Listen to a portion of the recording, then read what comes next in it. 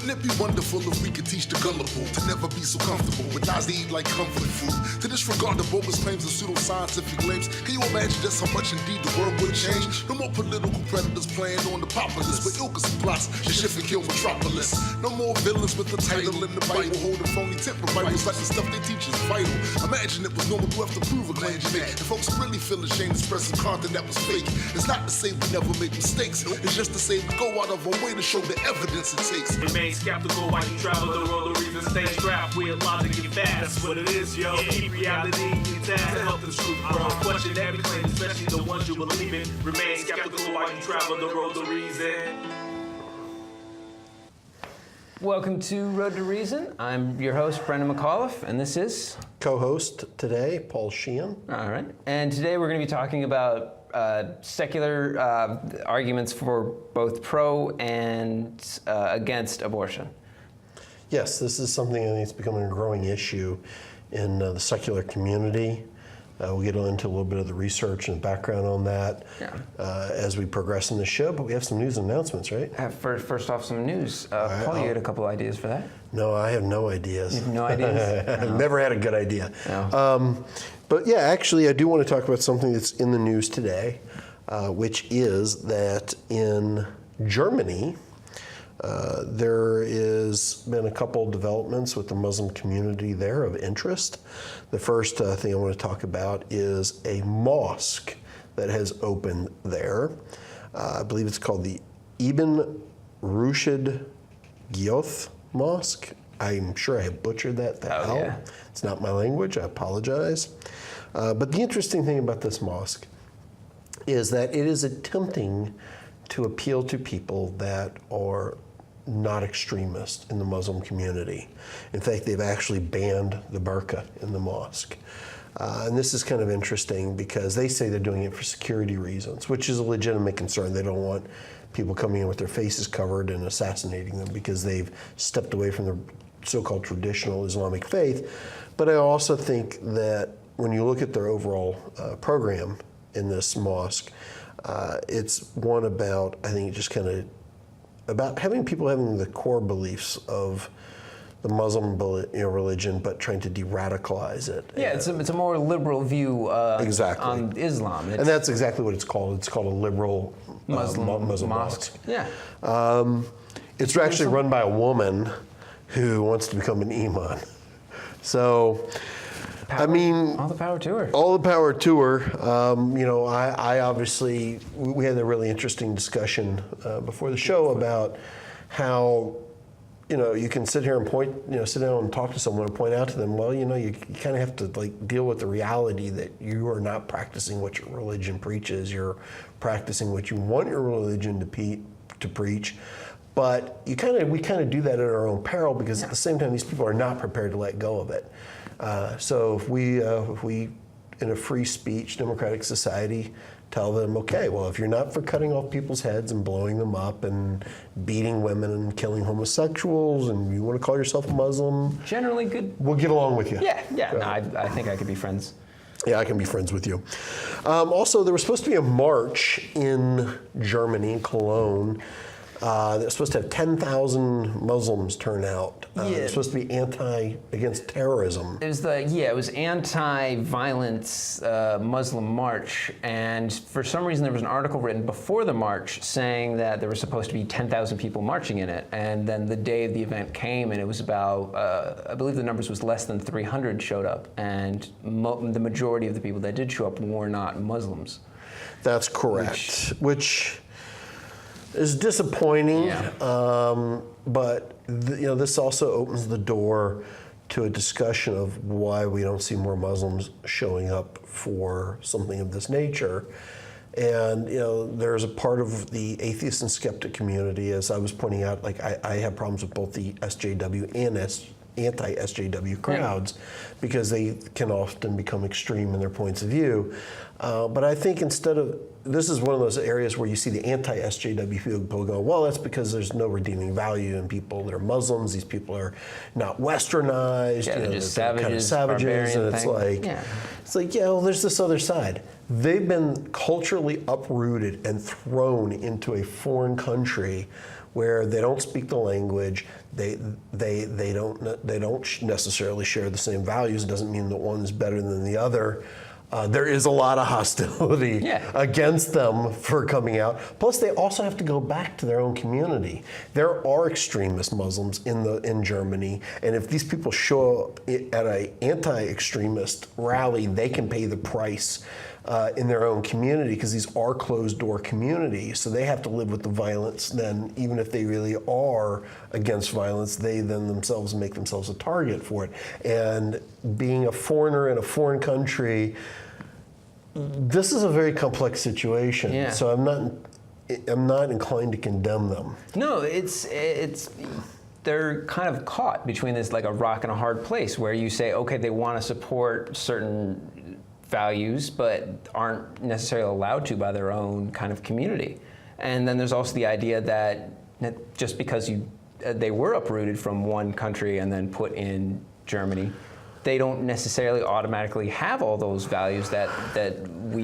Yeah, they might have a different set of values. And again, values are not necessarily always determined by culture. No. Values can also be influenced by things like who's been the head of your government for the last 40 years, and how do people from that country react. I mean, you can have two different people from two different countries in a Persian culture, and one of them will feel more emboldened to speak out than the other. It's not necessarily reflective on the Persian culture. It may be where that person comes from, and their life experiences. Could be based on who their teacher was in second grade. Like it's all sorts of things. It's a very complex situation. And then this presents a very interesting discussion. One of your favorite people, Erdogan from Turkey. Oh yeah. This is interesting. Germany has absorbed 4 million Muslim immigrants, I'm assuming they're Muslim. I mean, it is possible that some of them are not. They're just from Turkey. Yeah. And and that's the German government is like putting a hold on this. They're like, okay, we've kind of hit a threshold. We're doing what we can. This is becoming unmanageable for us. And what does Erdogan do? Calls Germany a Nazi police state. Oh yeah, Merkel. And accuses them of being fascist. Merkel and Hitler basically indistinguishable. You can't really see the difference. Coming from a guy who's murdering these people and killing them to the point they have to flee. Oh yeah, he's literally locking teachers up because they're teachers. Like it's insane. Yeah, but yeah. Merkel's a Nazi. Oh, totally. Very. Mm-hmm. Erdogan is a saint. He's a Douglas MacArthur is what he is. Oh, I can't say a thing wrong about the guy. So anyway, I got a quick joke for you. This is not an atheist joke, but this is a good joke. Okay? Yeah, you wouldn't let me tell the anti-Semitic one. That's correct, and it's not because I opposed to it. It's that we've already told that joke on here. So yeah. So there you go. I'm opposed to all jokes all the time. I have to tell you a story one day about I was in an HR meeting, and I got kicked out of it because I made a joke. It was not inappropriate. It was just that the person at the HR meeting had said all jokes were inappropriate in the workplace because you can never tell who was going to be offended. Why did the chicken cross the road? Yeah, well, mine was why did the elephant paint its toenails red? And she was like, don't stop, don't do it. And I was like, because he wanted to hide in the strawberry patch, and an animal rights activist might say, how dare you paint an elephant's toenails red? And she said, absolutely what I'm talking about, right? And then everybody started laughing at her. And then I got in trouble because she looked silly, but whatever. In any case, this is political culture, political correctness. The joke I want to tell is this. What is the favorite letter out of the alphabet for a pirate? R. You'd think so, but it'd actually be the C, you mean, ladies. I don't, it's not. The silence you hear it's everywhere in the studios. Even the cricket doesn't know how to respond. Even the crickets are like, you know what? Doesn't even deserve it. So that was cute. In the other case, we're going to go to break, but when we do, we have a new segment that's coming on today instead of our normal PSA. Landon Taylor, Tombstone, the dead man who was on last week, or actually the week before. Yeah, who does our theme song. He was on 2 weeks ago with Graydon Square. He did a little segment, about a 3-minute segment on DNA, and we're going to go to that. And when we come back, we're going to get into the issues, the pro-choice and pro-life of secular community. We'll take it away.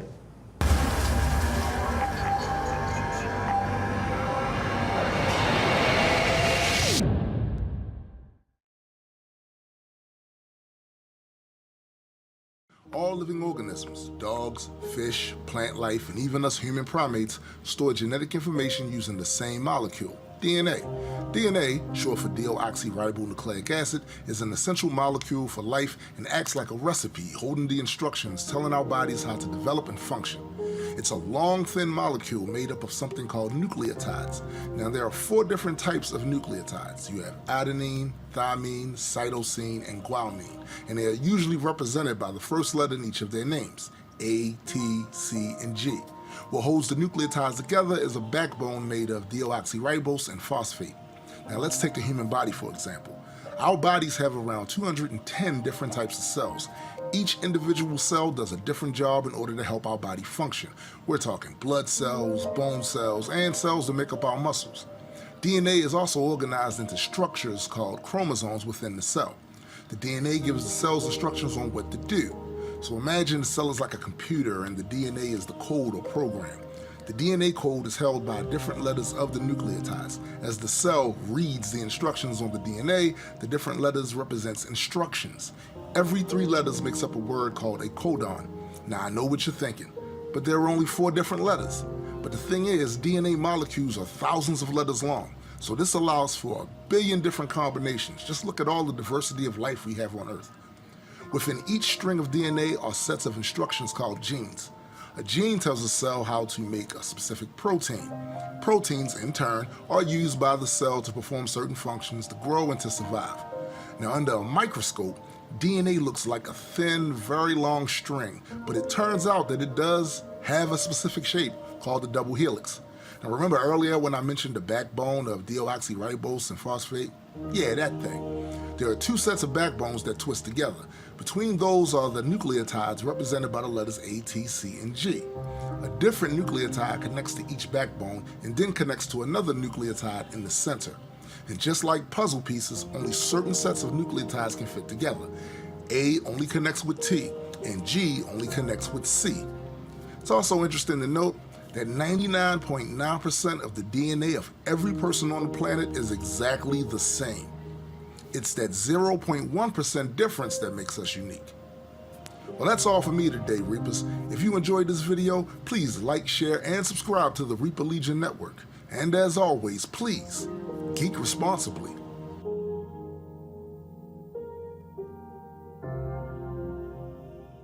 This is Richard Dawkins.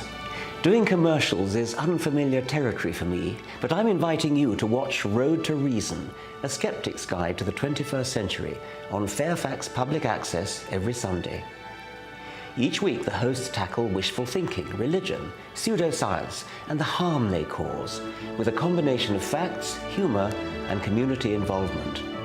They challenge believers to defend their faith and give you, the skeptic, a voice. With live call-ins for viewers and streaming on the World Wide Web, there's never a dull moment. Don't wait. Look at them now on Facebook and YouTube, and remember to watch Road to Reason, a skeptic's guide to the 21st century, or there'll be hell to pay. As if there's no value otherwise. All right, we're back, and Paul, you wanted to make a comment about the video you got to see at the beginning. Yeah, Tombstone did an awesome job on that DNA video. Oh, yeah. I literally watched that and learned more about DNA in 3 minutes than I've seen on TV in years. And that really should say something. If a person that does rap music can be that well educated and versed on something like DNA, then what in the hell is wrong with our media in this country, with our reality TV show world that we live in, our education system, that information like that isn't brought to the forefront? I mean, he put some work into that, but I mean, my God, in the end, it wasn't that hard. No. I do have to say there was a little bit of comedy there. He talks about how people are different. That lady's like tripping around in her bikini. It's falls like, on her face. I'm going to ask him about, like, dude, did you know? Did you edit that in? Yeah, I mean, and to be fair, there are shows that do try to teach and help people. Like there's the Cosmos segments. I mean, there's like MythBusters. There are shows that have tried to advance education. But 3 minutes, the 3 minutes on the way he discussed DNA was just so clear. Oh, yeah. So, yeah. Kudos to you. All right, so let's talk about the non-controversial topic of abortion. Yeah.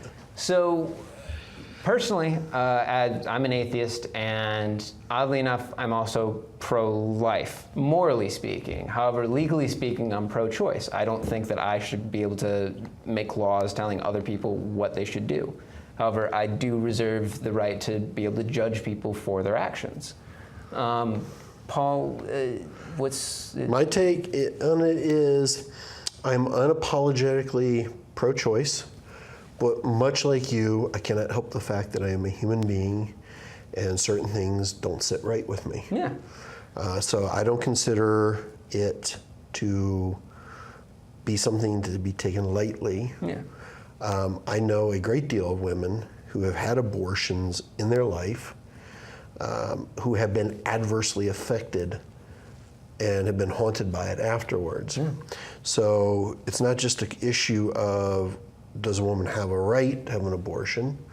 I am someone who takes the position that she does, but do we even as a society prepare someone and are supportive for them in going through that? Yeah. There are, though... There are actually a lot of religious organizations that do, at least their goal is to help people. I don't necessarily... They claim that. Exactly. I don't know if it's their most effective. I think their real goal is to dissuade women from having an abortion. I agree. I don't necessarily think that they're going at it from the right stance. I mean, they are trying to help, but so there is that. And I mean, before we really get into this, I do want to say, of course, obviously, I don't think people shouldn't be allowed to get abortions for like rape, incest, all these like the horrible cases that any rational feeling human being would say, yeah, no, that makes sense.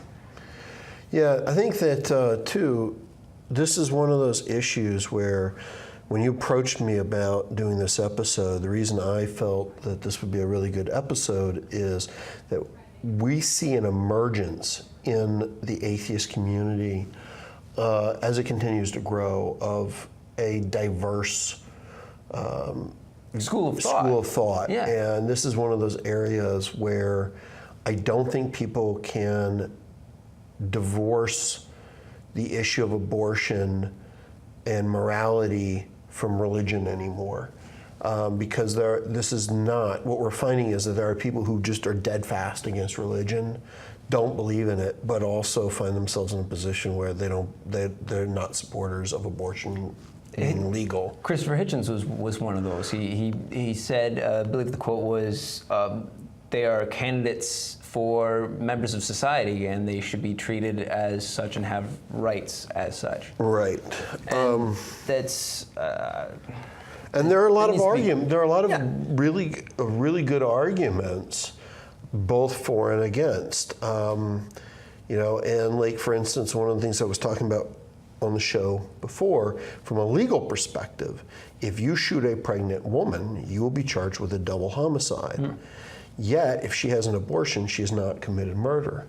Legally, how as a society do we separate these two things? And like when you look at a sonogram of a child, or of a fetus, you say, okay, that is my child. That is you see it as a human being in that sense. And then if it's, this is very unfortunate wording that we have to use. If it's unwanted, it's then not necessarily seen as such. And so I think this is really a moral question rather than a religious one, because the whole idea of the soul and all that jazz, and we were talking about Islam in the beginning of our news segments, and actually Islam has an interesting stance. It says the soul doesn't enter the body until, I think it's 28 days after conception. So Islam does not necessarily have a problem with abortion. ISIS can perform abortions, and there's nothing wrong with it. And so And Scientology believes that in silent birth because they don't want bad thetans attached to the body. you can't say bad things around a pregnant woman, or else the child will be terrible or get schizophrenia or something like that. I don't. So what we're acknowledging is that religion does try to insert itself and assert its ethos and dominance on women and children before birth. Oh, yeah. But what we're seeing is there is an emergence outside of the world of religion in the skeptic community as to where these issues fall. Yeah. There's the group secular, is it secular pro-life? Yeah. Well, there's a couple of them. There's pro-life, atheist, and agnostic humanists making secular cases against abortion. The Pro-Life Humanist Association is one of them. And unfortunately, even though I agree with their stance, I think their reasons are absolutely terrible. Right. It's just not sound. Like one of the founding members of one of these groups said that I don't just think that life begins at conception. I know it, and that's actually medically speaking completely incorrect. Yeah. The inseminated egg does not attach itself to the uterine wall until many days later. There's a whole thing. Like the Plan B pill is not abortion. Like and this, yeah, you're right. And this is also one of the cases where someone says they know something is true, then they need to be able to demonstrate it. And even if we get down to the point of we can say, okay, life begins at whatever stage, and then the next question is, well, at what point does it become relative? It's like, okay, maybe the fetus, you can say that the fetus is alive at 3 weeks, but the fetus isn't going to really feel anything, or it's not going to understand what's going on. Yeah, is it when it develops a central nervous system? Exactly. Is it when it develops organs? Right. Is it when it kind of looks like a person rather than like a lumpy potato? And I think that these are the questions. I think that some people do make interesting points of from a secular standpoint that have nothing to do with religion when they talk about morality and things. But there's also the other side of this, which is if you want to tell a woman that she shouldn't be having an abortion as a society, and you make this claim from a secular perspective, are you, claiming moral superiority in this case, prepared to raise that child as a society? Are you willing to advocate for adoption, expand funding for it, do or all just sorts of serious feed, steps? house, clothe, educate this child? Yeah. Because and sadly, we do live, and this can be something that is looked at in different countries, but we live in a capitalist-based society, and we do have people in our country which the capitalist system has pushed to the rock bottom. And I'm trying to figure out how someone can say that they're humanist and secularist and want to force somebody who is from an extremely low-income family, who's maybe drug addicted, to now raise a child. That person is not in a position to do that. Yeah. What will the child suffer? And how long will they live? Like there are babies that are literally born addicted to crack, and they often don't live longer than 6 months or so. And is that a life well lived or a life worth living? And that's the question. Is someone who's severely mentally retarded, who has severe Down syndrome, or, it's like that person's going to live 70 some odd years in pain and in a state of quasi-consciousness. Is that moral? Well, with Down syndrome, and that's actually that's one of the things I feel very strongly about, and I think the prenatal test for Down syndrome is terrible. I do think we live in a very modern society. We are able to provide for people with these disabilities through state funding, through Kickstarters. There are ways people can live with Down syndrome. It's not what it used to be. Yes, but that's not what I'm talking about. What I'm talking about is, does someone who claims to be a humanist that takes the position that abortion is immoral, do they have a right to decide for a woman to raise a child that they know that will be born that's defective in that way, and visit a lifetime, even if it's with comforts and assistance and other things on that child, do they have a right to make that decision? Because they're now stepping in the role of decision maker. Well, and that's the thing, is whether do you say, okay, even though I consider it morally wrong, am I then going to take legal action? Am I then going to petition my my senator? Am I going to go to the governor? Am I going to act on this moral stance? And that's the question, because like I said at the start, I think I'm adamantly pro-life. However, I'm not going to go to my senator and tell him to make laws saying that people can't get abortions. It's not my call to make. I'm not at all integrated with that decision triangle. Yeah, and this is one of these things where not all arguments are equal, and in this particular topic, I think both sides can make good arguments, and I think both sides can and have made some really bad arguments, and we're going to explore what some of those are. But the interesting thing is that not all arguments are created equal. And when you're dealing with the issue of abortion, I don't know if anything is simple, because there's God, what was it? I'll find the quote while we're talking, but there was a woman who is a secular humanist, and she was talking about when it comes to abortion, women do not seek an abortion in the same way that they seek a new pair of shoes, or to cancel a phone service. Oh, yeah. That when someone is seeking an abortion, they're doing so because the situation is drastically life-changing for them. And I feel that if anyone is going to call themselves a humanist, whether they're secular humanist or religious humanist, we as a society have to start doing a better job of supporting women who may want to keep a child but feel pressured into not keeping it. And that doesn't mean just like giving them free health care clinics. Yeah. It means about, well, what if the woman decides she wants to keep a child with Down syndrome? We as a society, if we're living in a civilized society, need to be prepared to assist her. Yeah, and luckily we do have those systems in place. There's state-assisted funding. There's state-assisted housing. My father actually used to work in I believe it was a school. Was what it was officially called, but it was where people with severe mental disabilities who couldn't take care of themselves would be taken care of. It was state funded. It wasn't necessarily, the parents didn't have to pay. They didn't have to have a lot of money to be able to put their child in this service. But one of the problems we're facing right now is that there is an image issue about state-funded things, and that's that, it's fearful. I would not want to put my child into a state-funded kind of assistance program, because we all think about state-funded programs as being like a gulag-ish kind of situation, and we need to have an attitude. I'm saying is, if someone's an atheist or skeptic and they're not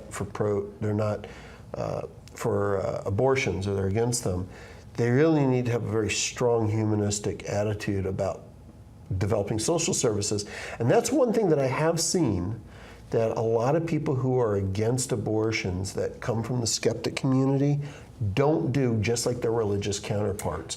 They'll spend a lot of time talking about why abortion's wrong, or they think it shouldn't happen.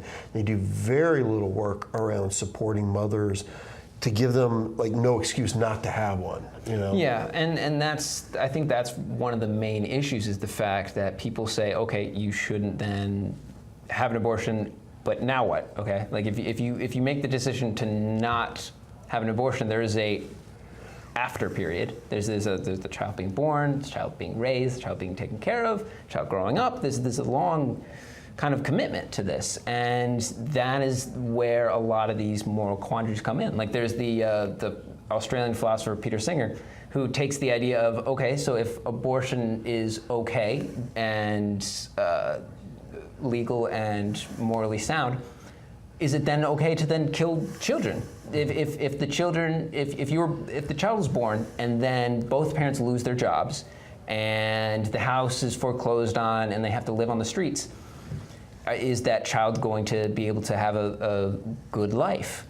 If the answer is no, is it then moral to kill the child? And because the birth happened before the parents lost their jobs versus the child was born after, or would be born after the parents lost their jobs. Like if the parents lost their jobs and they were pregnant, would they then say, okay, I don't think this child would be able to be cared for in a meaningful, responsible way. So then we take that action. It's infanticide. Exactly. Yeah. And that's the really interesting moral question. Yeah. Well, this is. There's an article from Live Action, which I think actually makes 4 really bad arguments. I'd like to dive in a little bit. One is that science proves that it gets into the personhood and understanding when a person, when a fetus becomes a living, cognitive being. The second was pro-life laws improve women's health. The third is the Constitution, and the fourth, what you're touching on right now, is the domino effect, which is if personhood can be removed from preborn lives, what's to stop us from removing it from others?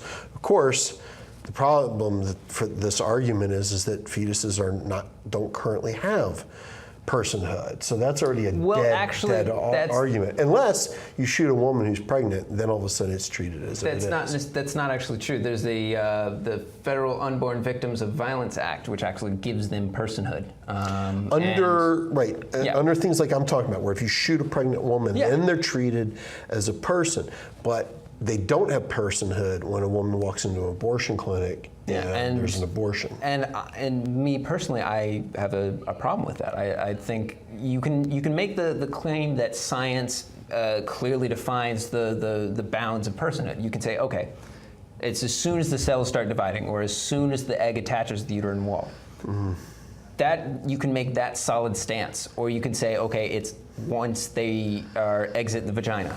Any other point you put on that scale is completely arbitrary. It is completely up to the person who is having that discussion to decide, okay, that's when the fetus becomes a person. Yeah, it's an arbitrary statement. Yeah. Now, for instance, they're making their argument here that science is a factor, but even here, they're being contradictory. Well, yeah. Like, for instance, they say, okay, well, week 3, 5 weeks from LMP, brain, spinal cord, and other organs begin to form. Okay, is that a person? Week 4, 6 weeks from LMP, facial features begin to appear. Baby's heart pumps blood. 9 weeks, genitals develop. Well, there's some people out there will tell you that as a human being, they're not defined by their genitals. I mean, I do think that when they develop genitals, I really don't find that a meaningful. Yeah, I mean, I don't either. Right, but I mean, this is the point: is people keep making these arbitrary and that's the things. Thing, is because people make the arbitrary stance on, okay, it's when the brain and the central nervous system develops. That's when they're able to feel physical stimuli, so that they would be able to feel pain, and then gets into the question of, okay, is it then moral if something is able to feel pain? Should it then be legal to be able to get rid of it? And then the question goes up to vegetarians. Is someone who believes that animals shouldn't die? Would they then say that a fetus should or shouldn't die? Yeah. And is a fetus then a human child and all that? Well, if it's just the issue of pain and nothing else, it's just the issue of pain. Women have pain giving birth. Yeah. So, but I don't. If it's not an issue, if it's only an issue of causing pain. No. It's feeling pain. Feeling the pain. fetus Whatever. is able to feel right. pain. When a woman gives birth, she feels pain. Yeah, and when I fall down the stairs, I feel pain. Right. My point is if someone is going to say it's wrong because you're causing pain to have an abortion to a child, my point is if pain becomes the arbitrary decision, then a woman who's giving birth also experiences pain. No, I don't think that's the stance. I think the stance is because it's capable of feeling pain that is then a person. It's not a person because it can't feel anything. Like it doesn't respond. It's jello. Feeling like if you pain, poke jello just kind of wiggles there. Okay, then an amoeba moves away from a hot needle because it can't experience stimuli. Yeah. So is amoeba alive? I think it's an Well, organic the single molecule. worst- Or not molecule, but yeah, The single worst argument that I've come across, there's a lot. which is pro-abortionists claim that pro-lifers disregard women's health.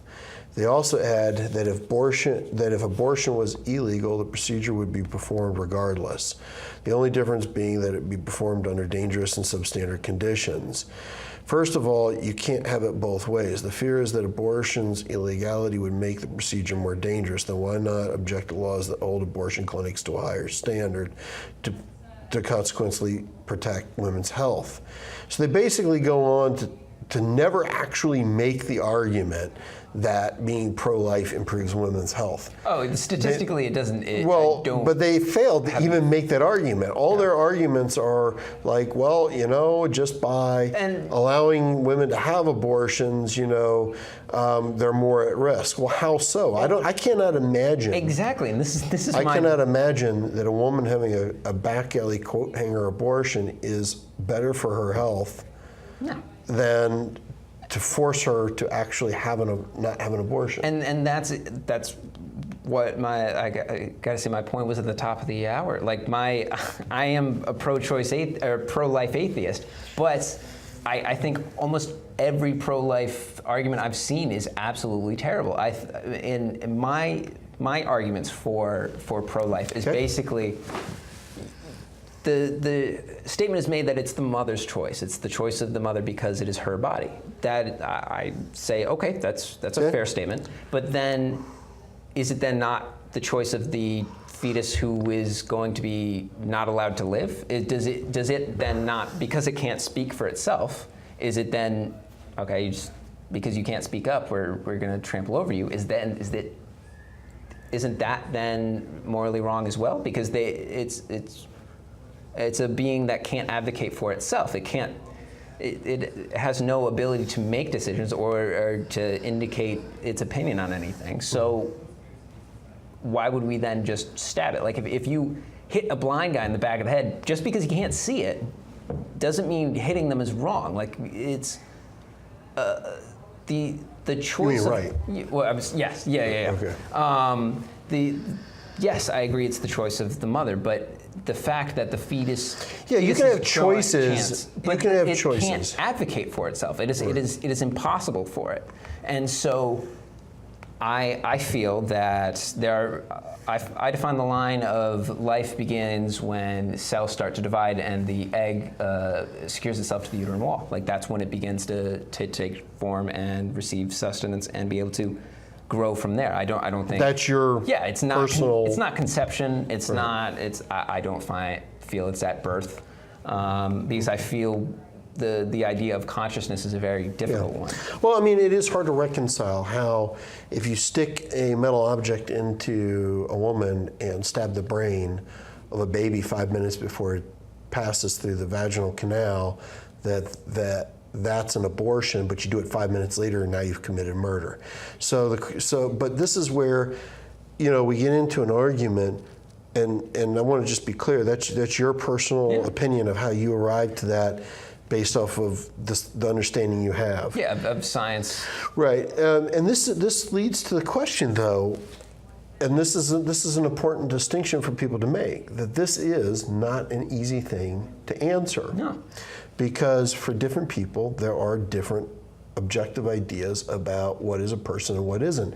And I think one of the reasons why this is so heated is because we as social beings in the human society, we are tribal in nature. Oh, yeah. We want to look out for other members of our tribe.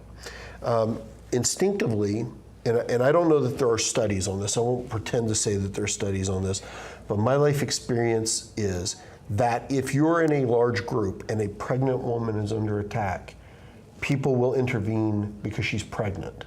That like if I saw a pregnant woman. But so you think that if the same woman was not pregnant? No.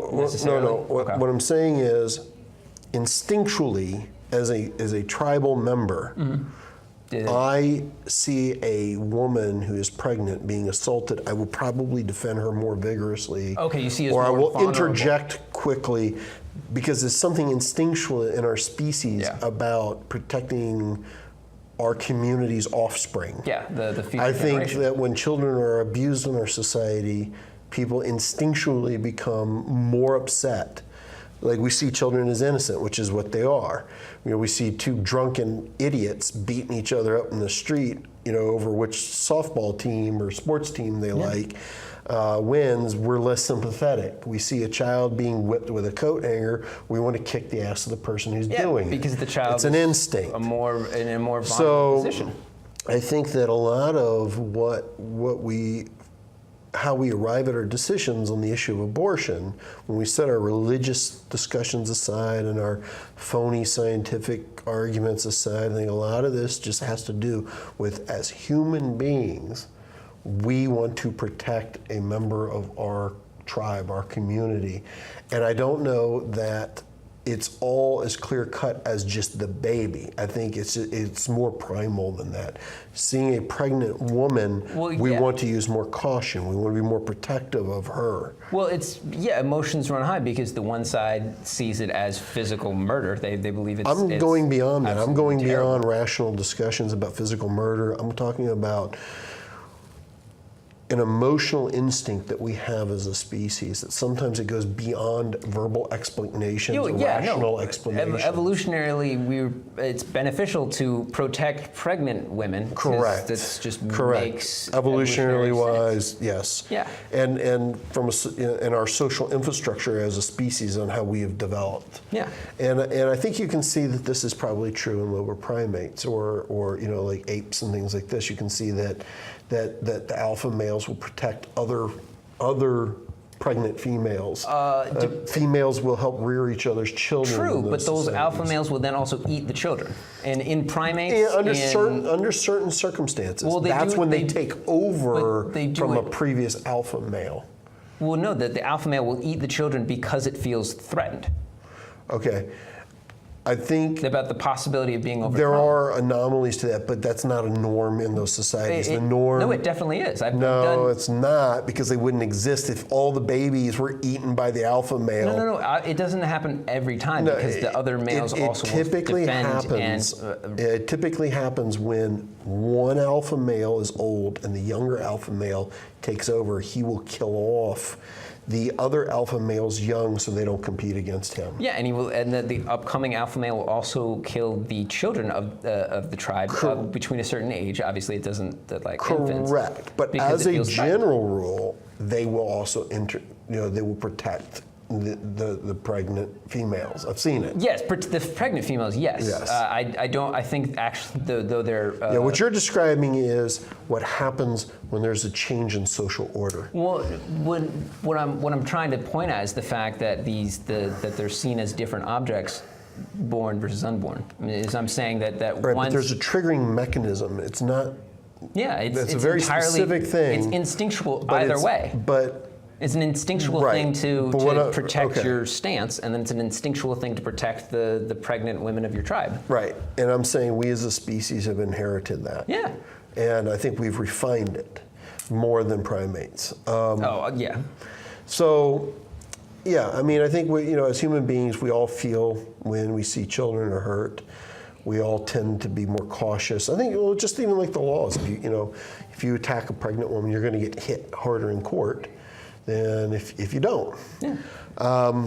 So I think that people who make this discussion in the secular community need to talk. We need to talk about the moral and the legal, but we also need to talk about what we do very well, which is talk about our primate instinct, innate behaviors that we don't often apply a lot of rational thought to.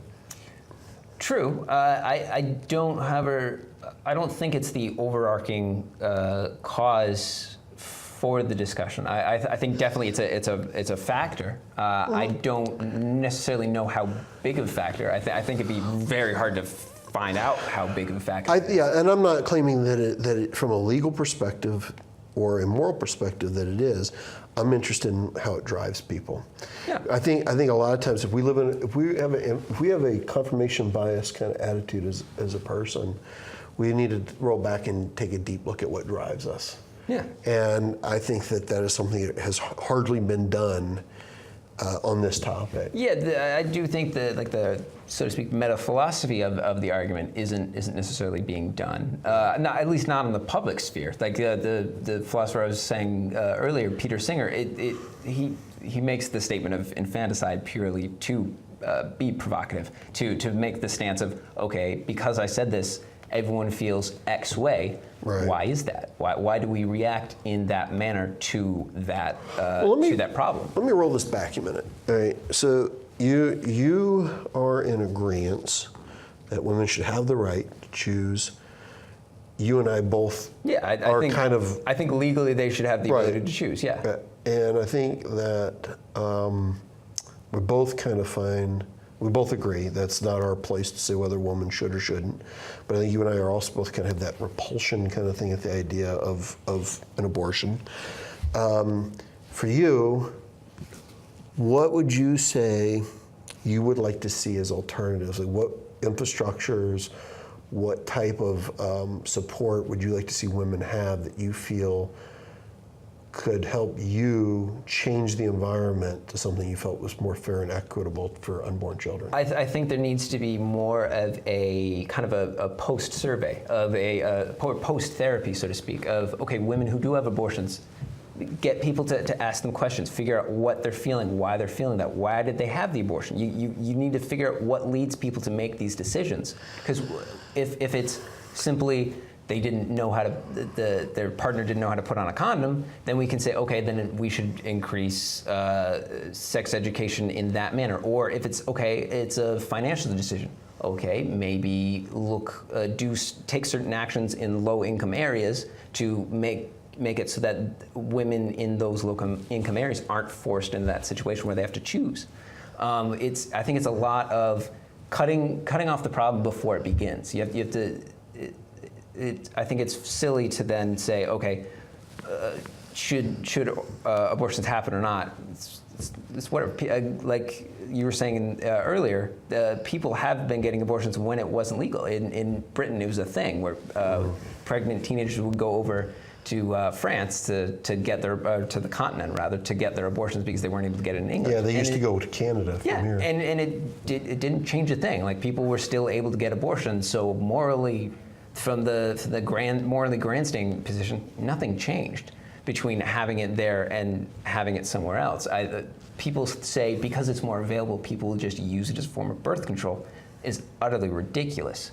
I mean, just from a financial standpoint, sure. Abortions are much more expensive than birth control or condoms or anything.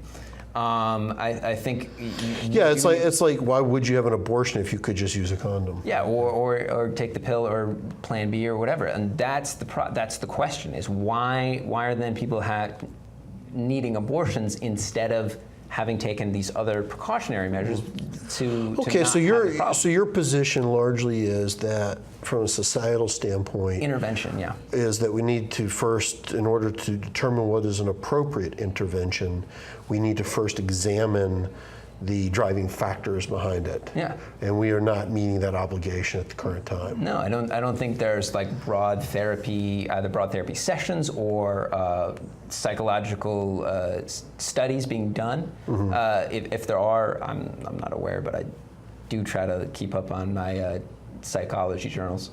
And it's a problem not being addressed. It's because people I feel are paying attention to the wrong thing. Okay, whenever we decide when a person is a person, again, like I was saying, it's almost completely arbitrary unless you say, okay, first cell divide or exiting the vagina.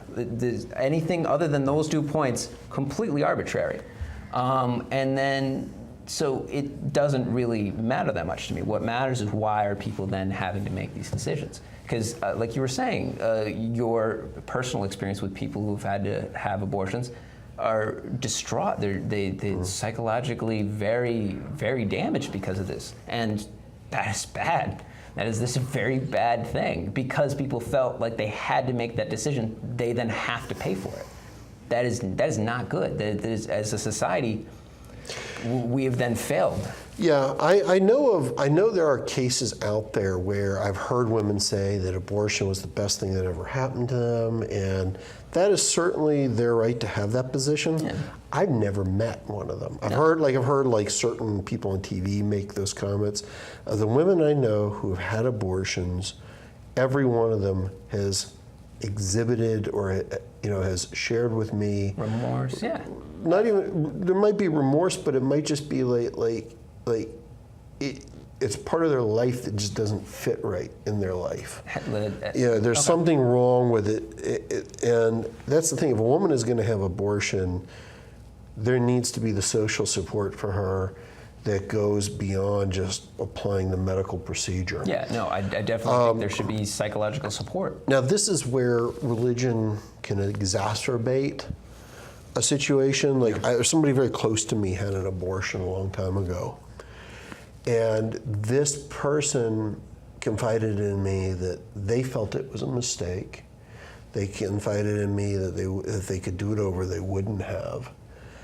And then later, this person tried to get pregnant, couldn't get pregnant, and this person's parents, being devoutly religious, said that this was God punishing them for having an abortion previously. And that's actually one of the problems with abortions is there is the unfortunately high percentage of that happening. When I say unfortunately high percentage, it's the percentage is too high. It's above zero. Well, let's first before you get into the science side of how inducing an abortion can affect future pregnancies, let's first acknowledge that what was said to this person was disgusting. Oh, yeah. That God is not punishing someone for having an abortion, and this is where I talk about how religion can make it worse. Oh, yes. It's bad enough that this woman has the internal issues that she has from a secular standpoint, not having religion even anywhere in it, of dealing with the internal struggles, but also the fact that abortion has been scientifically proven, in some cases, not all, because of the methods that are used to induce it, can affect women's fertility in the future.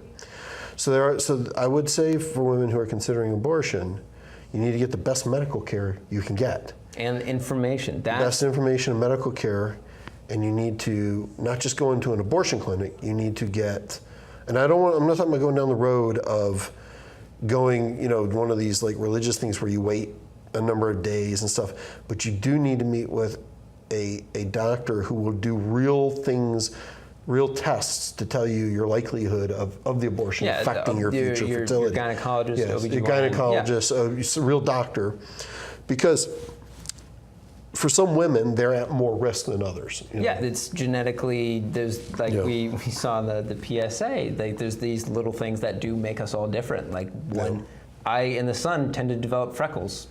And on camera 3, your hair tends to be more red. Thanks also to the sun as well. No, just that camera. Oh, really? Yeah, when we go to that one, it's more red. I think that, from a secular standpoint, I think you and I think a lot of people in the secular community are on the same page. We all support a woman's right to choose. But we're also not naive enough to believe that an abortion doesn't affect people. Yeah, and actually, I think to clarify your position, I don't think it's a secular position. I think it's my political stance. It's my staunch libertarian. Fair enough. That leads me to that road. Fair enough, but the difference is that in our culture, in our society, what separates us from the majority of people who are anti-abortion is that A, we don't want to take that right away from women, and B, we don't arrive at that position from a religious standpoint. Yeah. So that's when I say secular. No. I say it. I definitely agree. Yeah, I just wanted to clarify the fact that I don't arrive at my position due to my secularism. I arrive at my decision due to my political stances on controlling, telling people what to do, legally speaking. But your decision is devoid of a religious perspective. Completely. Yeah. That's why I say secular. So some of the arguments, and we only got a few minutes left, that you did your research on, that you felt were bad, was the stuff around science, bolstering, what's that about? Well, a lot of people say, okay, it's scientifically proven life begins at conception. That's like somebody telling me my hand is orange. It's not. It's clearly not.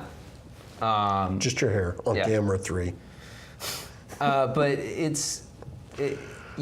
people making these supposedly scientific claims with no backing whatsoever. It's because people don't have the information necessary. Because, like you were saying about the DNA video, that taught you more than 20 years on the Discovery Channel ever did. It's these education sessions where people need to look at the data, look at it, just figure things out, not just immediately say, okay, well, I don't agree with that scientist, so their research is dumb. It's a lot of people need to learn and then make their own decisions based on what it is, and then talk to other people. Because, like, as Bill Nye, one of my favorite quotes of Bill Nye is, everyone knows something you don't. So discuss, figure things out. Someone might have an argument that you've never heard of that might change your opinion completely. Yeah.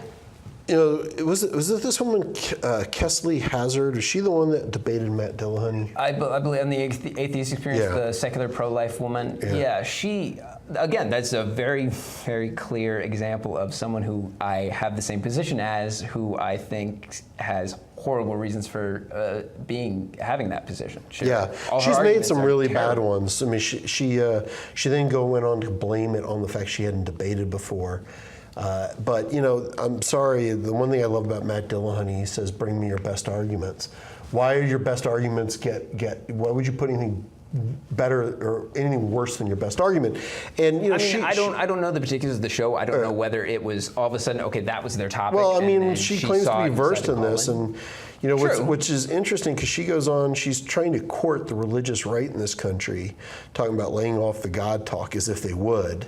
And she's trying to say, oh, well, you know, people will just arrive naturally that abortion should be illegal. And she is a secularist who that I do have a problem with, because she is trying to push legislation against women's rights. In fact, she even helped support the Hyde Amendment, which is largely religiously driven.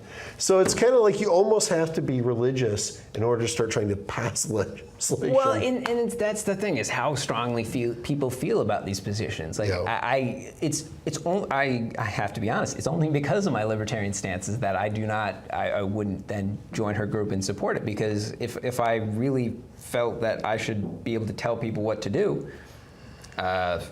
then it's very obvious I can see no problem with then trying to legislate that. But again, I'm not the type of person to try to put my hands on others' lives. Well, I think if I didn't mention before, I'm going to go ahead and wrap this up if you don't mind. This is your show. Do you mind if you go ahead? So Dave Silverman in 2012 brought up at CPAC that this is a growing trend in the secular community. So this is something that people are recognizing is something that's growing in our community, is going to have to deal with from this point forward. And it's a challenge that we need to start handling now. I would like to remind our viewers that we will be on again next week at 3 p.m. Eastern Standard Time in Fairfax County. Stream live on Ustream. Find our episodes on YouTube. And make sure to check us out on Facebook. Give us some likes. Promote us. Support us. We love you. I don't. Well, we won't abort you, we promise. So it's all good, man. All right. All right. And we got about 4 seconds left. Yeah.